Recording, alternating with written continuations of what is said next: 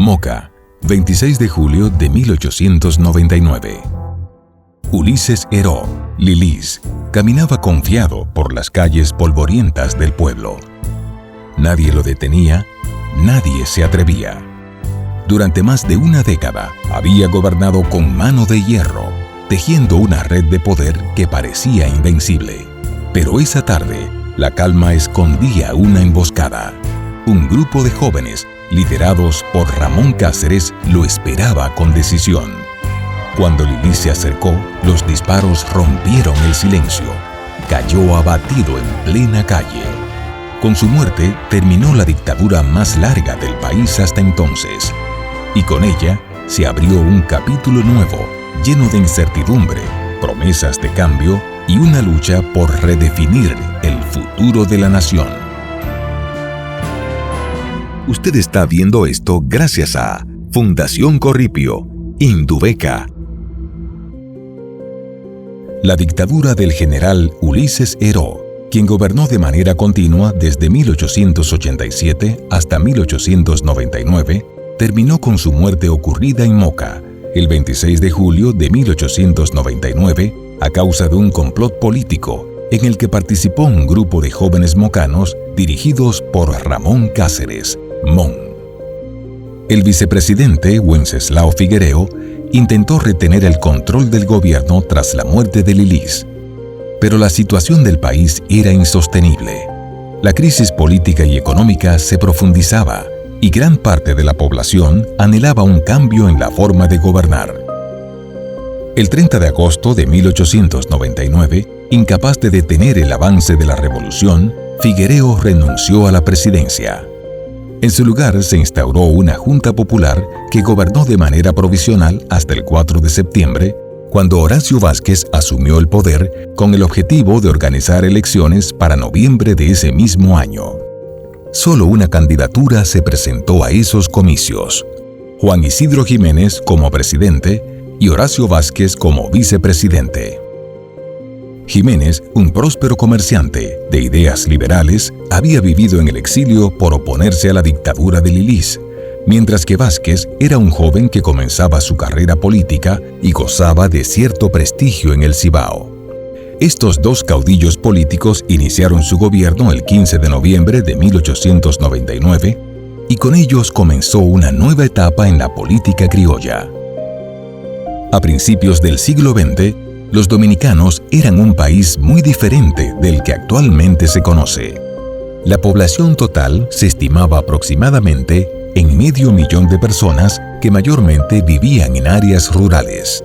La división territorial consistía en 6 provincias, 6 distritos, 52 comunes y 16 cantones. Esas provincias eran Santo Domingo, Azua, El Ceibo, La Vega, Santiago y Moca, al tiempo que los distritos eran Montecristi, Puerto Plata, Pacificador, Samaná, Barahona y San Pedro de Macorís. Estas poblaciones se comunicaban tanto por vía marítima como terrestre, a través de caminos que atravesaban montañas y zonas deshabitadas. La travesía hacia los pueblos del interior solo podía hacerse con la ayuda de carretas, mulos o caballos.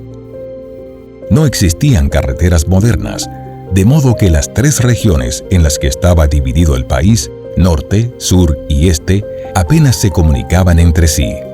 Sus habitantes, de hecho, parecían vivir en países distintos. Por ejemplo, viajar de Santo Domingo a Santiago tomaba 4 días si se hacía por vía terrestre. El nuevo gobierno aprovechó la apertura política para promover el establecimiento de un sistema que garantizara las libertades públicas. Los exiliados políticos retornaron al país y se les permitió organizarse en agrupaciones llamadas partidos, aunque no fueron organizaciones políticas modernas como las que existen en la actualidad. La vida cotidiana cobró mayor impulso, se establecieron nuevos comercios, se dedicó mayor atención al desarrollo industrial, se fundaron nuevos periódicos, así como sociedades culturales y recreativas. La educación recuperó dinamismo. El maestro Eugenio María de Hostos regresó al país y las escuelas normales como la Cátedra Universitaria reanudaron su labor docente con mayor libertad en la enseñanza. La actividad intelectual también se incrementó en forma notable. El cine, nuevo arte que revolucionó el siglo XX, llegó al país por Puerto Plata, donde se exhibieron varias películas de corta duración. Pese a las dificultades económicas, la nación inició una nueva era de paz, orden y progreso, dentro de un ambiente político que parecía alejarse del modelo caudillista de los dictadores para darle paso a prácticas democráticas. El primer inconveniente que enfrentó el presidente Juan Isidro Jiménez fue la crisis económica heredada de la administración de Lilis.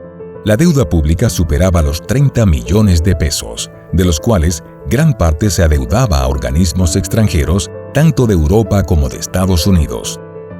Además, había muchos compromisos financieros con acreedores locales, quienes presionaban al gobierno para que cumpliera con sus compromisos. Las finanzas públicas eran muy precarias, pues las aduanas, que eran la principal fuente de ingreso del gobierno, estaban bajo el control administrativo de una empresa norteamericana llamada San Domingo Improvement Company. Del total de las recaudaciones por conceptos aduanales, la Improvement solo entregaba al gobierno unos 40,000 pesos o dólares, mientras que la parte restante era destinada a amortizar la deuda externa. Las diferencias entre Jiménez y Vázquez no tardaron en distanciarlos. El presidente consideraba necesario salir del control financiero de la Improvement, pero el vicepresidente entendía más prioritario cumplir con los compromisos internos y luego ocuparse de la deuda externa. Además, los seguidores de cada uno formaron sus respectivos bandos políticos y cada grupo adoptó como símbolo la figura del gallo. En esa época, el juego o lidia de gallos era el entretenimiento preferido de los dominicanos, como lo es el béisbol actualmente. El emblema del partido jimenista fue un gallo sin cola, conocido como bolo, y su color distintivo era el azul.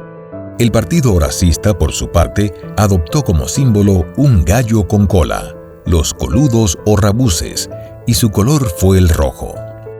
Surgió además una facción política minoritaria, formada por antiguos seguidores de Lilis que también recurrieron al símbolo del gallo. A estos se les conocía como los huérfanos, porque su líder había muerto. Su emblema era un gallo con la cola torcida, lo que llevó al pueblo a llamarlos colituertos. Aquella peculiar división partidaria originó lo que se conoció como el ciclo político de los gallos. A medida que se acercaban las elecciones, los bolos y coludos rompieron la alianza. Aunque la Constitución establecía que Jiménez gobernaría hasta 1903, los rumores de reelección bastaron para que Horacio Vázquez, aún vicepresidente, decidiera tomar la delantera.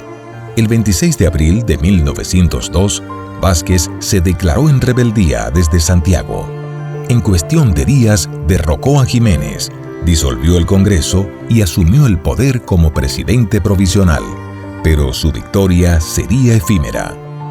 La economía seguía en crisis, el país continuaba hipotecado a intereses extranjeros, y desde el norte, los tambores de intervención estadounidense hacían temblar los muros del Palacio Nacional. Fue entonces cuando los viejos seguidores de Lilis, liderados por Alejandro Woz y Gil, alzaron las armas. Durante días, el país volvió a llenarse de humo, disparos y traiciones. Finalmente, el 23 de abril de 1903, tras una serie de enfrentamientos armados, Horacio Vázquez fue obligado a renunciar y partió al exilio. Pero lo que parecía el final de una crisis no era más que el principio de algo mucho más profundo.